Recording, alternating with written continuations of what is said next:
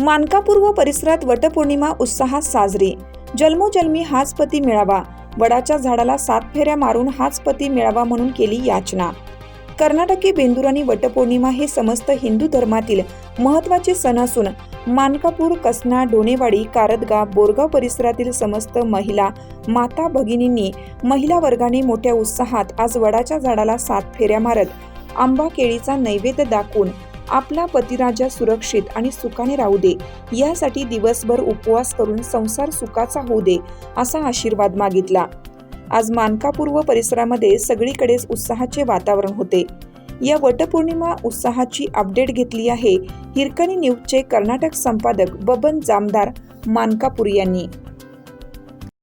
चालू घडामोडींचे अपडेट्स जाणून घेण्यासाठी आपल्या हिरकणी न्यूज चॅनलला सबस्क्राईब जरूर करा, लाईक करा, कमेंट करा आणि शेअर करा।